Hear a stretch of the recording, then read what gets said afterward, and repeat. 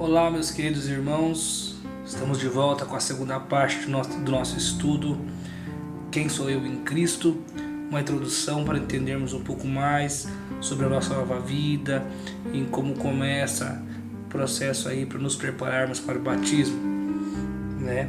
Então, na última aula, irmãos, a gente aprendeu que nós éramos filhos do mundo, filhos do diabo, que nós éramos criaturas de Deus, e quando nós aceitamos Jesus e cremos que Ele é o nosso único e suficiente Salvador, nós nos tornamos filhos de Deus.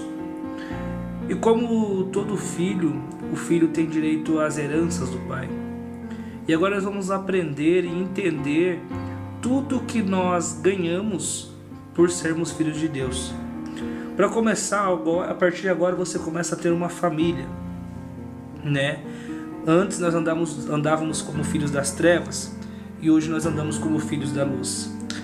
Mas nós tendo entregado nossa vida a Cristo, nós precisamos entender que agora nós conseguimos e possuímos e ganhamos uma nova família, uma nova identidade.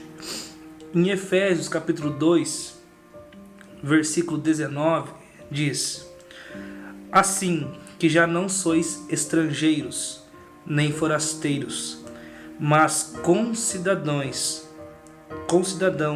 dos santos e da família de Deus. Então nós já não somos forasteiros, estrangeiros, já não somos perdidos, já nos tornamos cidadãos dos filhos da família de Deus.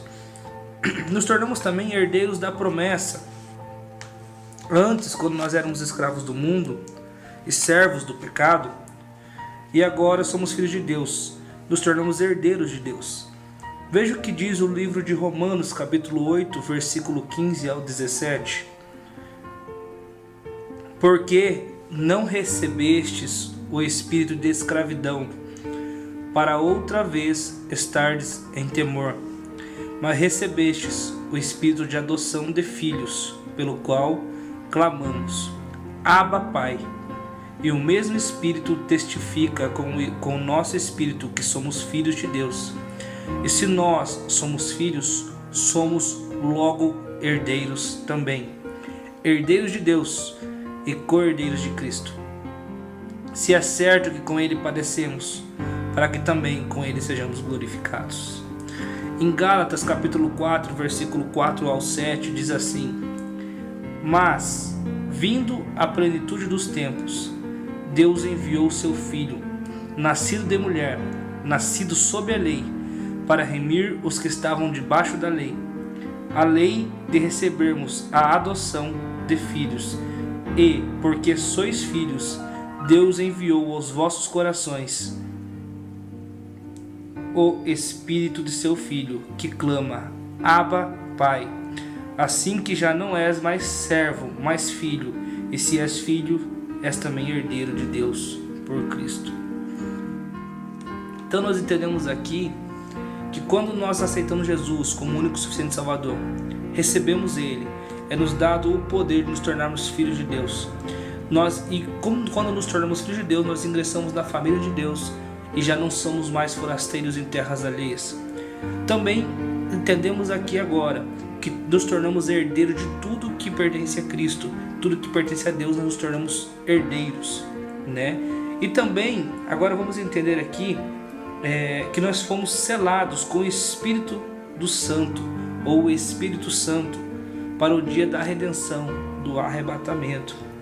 Olha aqui, a marca da promessa de que somos filhos de Deus é o Espírito Santo agindo em nós. Então nosso espírito estava morto. Quando nós cremos que Jesus é nosso Salvador, que Ele morreu na cruz, nós o recebemos, Deus volta a colocar o Espírito dentro de nós, o Espírito revive, fica vivo, e Ele nos sela com o Espírito Santo. Olha o que diz em Efésios capítulo 1, versículo 13: em quem também vós estáis, depois que ouvistes a palavra da verdade, o evangelho da vossa salvação. Depois de você ter ouvido o evangelho da salvação, e tendo nele também crido, e ter crido no evangelho da salvação, foste selado com o Espírito Santo da promessa. Em Romanos 8,14 diz: porque todo Todos os que são guiados pelo Espírito de Deus, estes são filhos de Deus.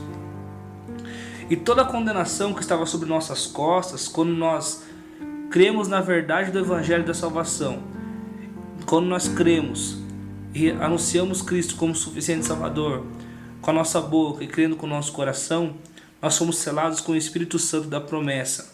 E a partir daquele momento nós começamos a ser guiados novamente pelo Espírito Santo, que é vivificado dentro de nós. E toda a condenação que estava sobre nossas costas, sobre nossas vidas, é tirada no mesmo instante. Nós não somos mais escravos do pecado para andarmos segundo a carne. Então nós não somos mais escravos do diabo, mas filhos do diabo para andarmos segundo a própria carne. Mas recebemos a vida de Deus para andarmos segundo o Espírito. Em Romanos capítulo 8, versículo 1, diz assim: portanto, agora nenhuma condenação há para os que estão em Cristo Jesus, que não andam segundo a carne, mas segundo o Espírito. Romanos capítulo 8, versículos 5 e 6 diz assim: porque os que são segundo a carne inclinam-se para as coisas da carne, mas os que são segundo o Espírito inclinam-se para as coisas do Espírito. Porque a inclinação da carne é morte, mas a inclinação do Espírito é vida e paz. Então nós temos toda a condenação que estava sobre nossa vida caiu por terra, foi embora, estamos livres. E os filhos de Deus agora têm seus pecados perdoados. E a partir de agora recebemos a vida eterna, né? Cristo tem toda a primazia, tem todo o poder de perdoar os nossos pecados, pois Ele mesmo levou nossos pecados na cruz, toda a transgressão. Ele nos resgatou de toda a maldição, de todo o pecado que estava sobre nossas vidas. Em 1 João capítulo 1, versículo 9 diz: se confessarmos os nossos pecados, Ele é fiel e justo para perdoar os pecados e nos purificar de toda a injustiça. Em 1 João capítulo 2, versículo 1 diz assim: meus filhinhos, estas coisas vos escrevo, para que não pequeis, e se alguém pecar, temos um advogado para com o Pai, Jesus Cristo, o justo. Em 1 João capítulo 4, versículo 10 diz assim: nisto está o amor, não em quem nós tenhamos amado a Deus, mas em quem Ele nos amou, a nós, e enviou o seu Filho para a própria propiciação pelos nossos pecados. Em 1 João capítulo 5, versículo 12 e 13 diz: quem tem o Filho tem a vida. Quem não tem o Filho de Deus não tem a vida. Essas coisas escrevi a vós, os que credes em nome do Filho de Deus, para que saibas que tendes a vida eterna, e para que creias no nome do Filho de Deus. Então aqui toda a condenação, todo o pecado foi tirado de nós. Então nós precisamos entender o que foi a importância daquele ato que nós tivemos de aceitar Jesus, crendo com o nosso coração e anunciando com a nossa boca, de entregar nossa vida a Ele, de reconhecer Ele como o único e suficiente Salvador, que Ele morreu na cruz para nos salvar. Esse ato com certeza nos libertou, nos deu salvação, nos tornou filhos de Deus e nos tornamos herdeiros de toda a herança de Deus a partir daquele momento. Toda a condenação que estava sobre nossas costas foi tirada. Jesus Cristo, tudo Ele levou na cruz.